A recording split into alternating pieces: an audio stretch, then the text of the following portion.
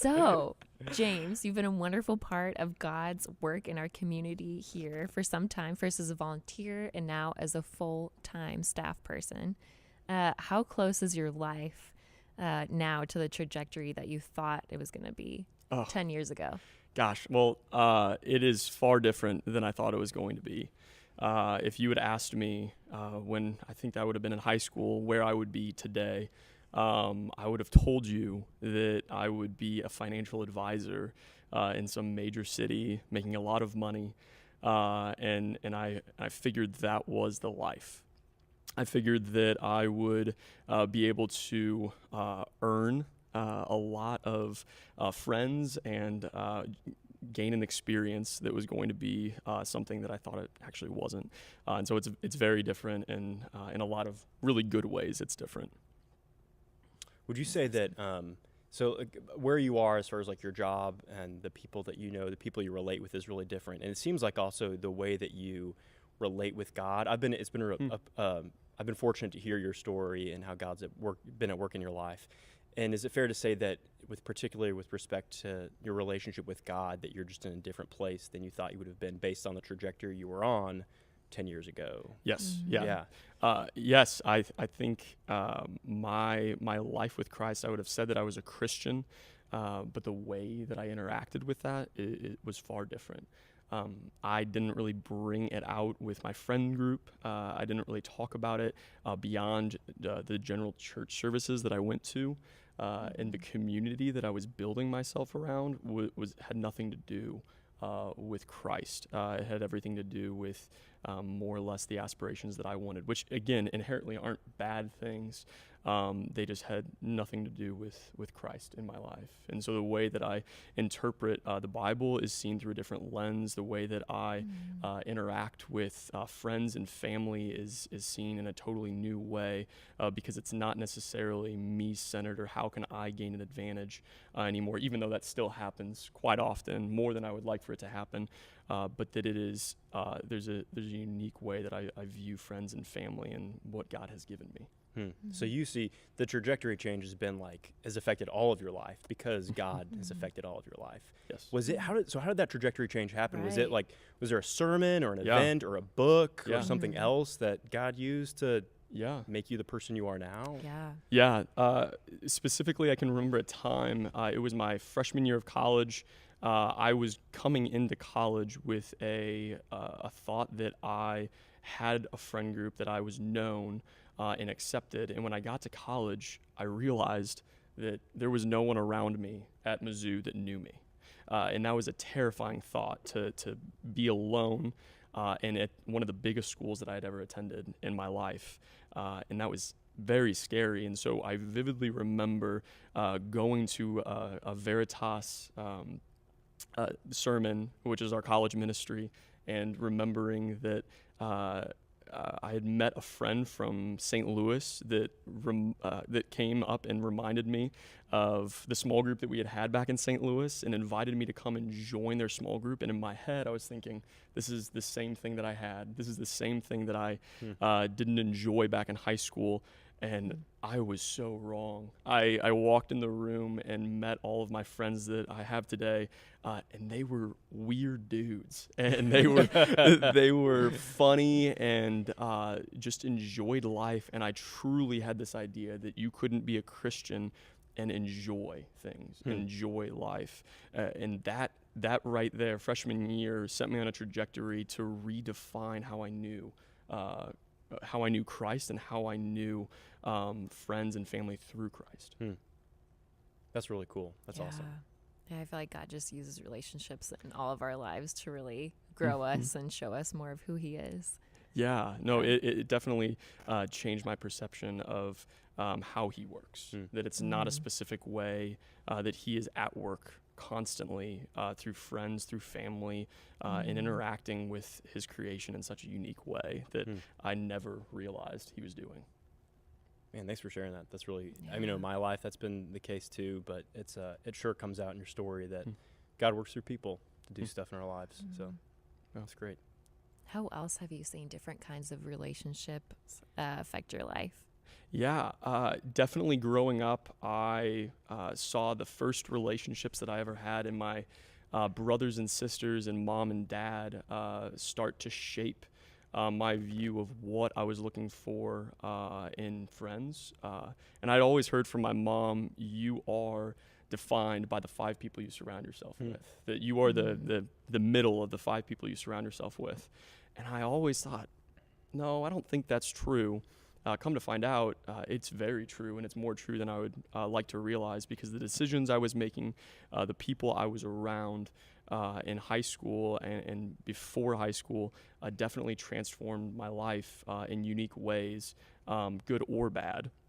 And I definitely was the 5 people that I was surrounding myself with. And now I look at that, the people that I would say are surrounding me in my life, that I would be the 5, that I would be in the middle of the 5 that you would define yourself as. And it's a unique tension, and something that I first off wanted to just be my own person, wanted to be defined as James, and I still am. But it's different now. It's different because of the friendships that I have that are constantly looking at my life and saying, hey, how are you? How are you doing? How has that thing been affecting you? And truly giving me a mirror to look at versus just me trying to assess where I'm at in life. One thing that I think that all of us have experienced, and I have, Laura, James, that relationships are just difficult. So we've been talking about how important relationships are in forming who we're becoming and forming our views of God and of ourselves. And whether somebody's a Christian or not, we've probably all lived through experiences where we just realize how difficult it can be to be known. You mentioned being known by somebody and knowing other people, that's just an incredibly challenging thing. Yes. What things from your own life or from other people you've known that make that an especially hard thing to really know somebody or be known by somebody in a relationship? Yeah, well, first I want to acknowledge that there are relationships that I've had that have been very damaging. And so I know that there are people out there that are probably listening and thinking, you don't know my story. And to that I want to say, absolutely, I don't, and the damage that relationships have done in the past. But to that, I would also say that there have been redeeming qualities in relationships that have totally changed my view on how a relationship can be so transformative, good or bad, in your life. That it's as small as a comment that can be taken so poorly to a comment that can be taken in such a light. I can vividly remember times in my life where my dad would say specific things to me like, I love you, or I care for you, and how much joy that would bring to me. And carrying that over into times now where I hear friends say similar things, and it brings so much life to me when I hear those things. Not that I'm doing anything in particular to gain that or pull that from them, but just being gentle with words, that relationships and the way that you craft your friendship is important, and that there are redeeming qualities in friendships that can come from a difficult time. That there's a difference between thinking that there's no way I can have a friendship that has any meaning. I've been damaged, and there's no way anyone can care for me, versus truly being honest with someone that you can trust, and going about it saying, I can have a relationship that has quality. I can be known, and it's important to be known, because isolation and being alone is a scary thing. Like I brought up in college, that when you look around and realize that there's no one that actually knows your story and knows what's going on in your life, it's a very scary thing. Yeah.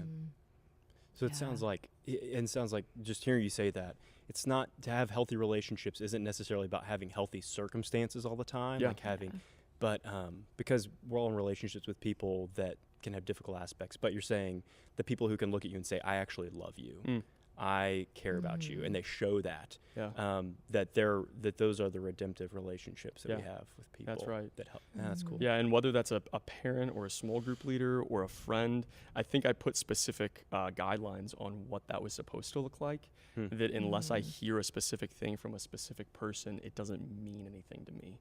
And that changed drastically when I got to college, and even now in my life, I'm still learning how to accept what people say. and learn to filter it through, because it's so amazing that people can say something great about you and you just think, no, that's not true. I know that not to be true, because if someone really knew me, they wouldn't be saying that about me. If someone really knew everything that's happened in my life, it wouldn't be a true thing, and therefore they wouldn't say it. And learning to accept that there's comments that are meant to give us encouragement to keep going. There's comments that people say that we're supposed to take and remember it's a gift, rather than something that's just random and that's not true about ourselves. And filter it through like that there's power in words, and remembering, again, parents have such power with their words, and friends have such power with their words of how they choose to say what they say. It's good to remember. Yeah. I know it's always scary when you're middle school or high school and you're maybe just a new Christian and you want to have those close Christian friends, and it's scary to take that first step of vulnerability to really share the real things about you. Right. I feel like social media only can make that worse, Yes. where you're only showing the good things in your life and you're only seeing the good things in other people's lives. Yeah. So I think that's so huge as Christians of, okay, your friends, especially your Christian friends, aren't always going to say encouraging or easy things to you. Right. But that's where the growth happens, where you can be challenged by them and also encouraged and accept those words of encouragement from them. Yeah, absolutely. When you realize that they really do know you. But it's a scary first step to start to be vulnerable and share the more difficult things that are happening. Well, and even to that, I think people can truly call you out and say, that's weird. I actually don't experience that. And therefore, we're no longer friends. And I think it's C.S. Lewis that talks about when you are truly friends with someone, it happens when they say, me too. I thought I was the only one. That there's this reality that when you have shared experiences, and you have this sense of community where you're not the only person that's experienced that, it's life-giving. And it changed it, and it has for sure been an impact on me that it can give life. And it can also do the opposite too. When you share something and it's not the same, and that people haven't had the same experience, it can be just as, damaging.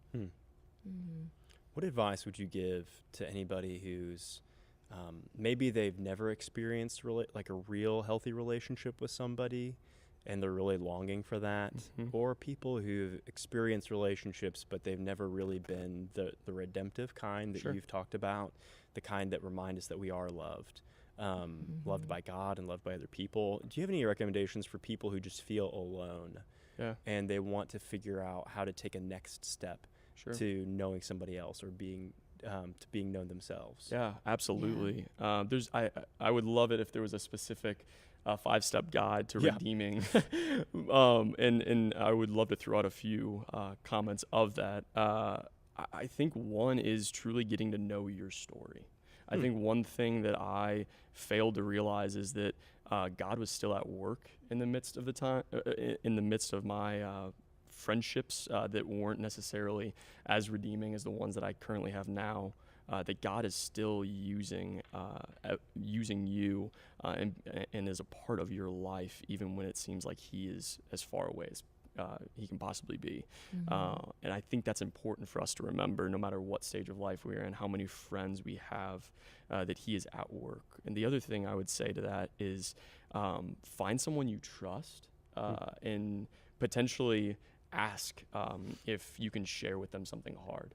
Because I think that's something that's can sometimes be difficult, is that I tend to want to vomit what I'm feeling, and that can turn people away, can turn people off. And so potentially asking, hey, can I share something with you? It's been on my heart or my mind, and I don't know who else to talk to about it.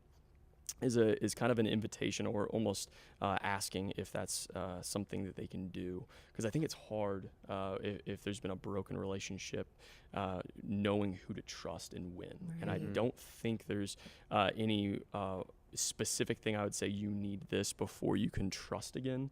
I think it's more or less that you find someone in your life that you've seen that has kind of proven themselves in a sense, that can be trustworthy, that can be someone you can count on, whether it's a small group leader, whether it's a parent, or whether it's another student that you can trust, to rebuild that idea of what it means to be in a relationship with somebody, to be in a friendship.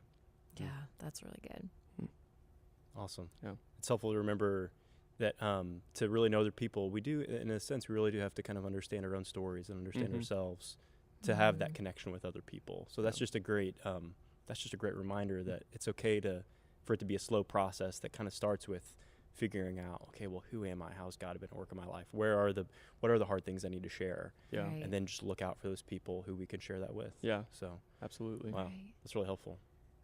Awesome. Great. Well, thank you so much for talking to us today, James. And Yeah. It's been a blast. Yeah, this was great. I've Yeah. enjoyed it. You guys are great. Dude, not as great as you. Well, I don't know. I wish I could say that was true.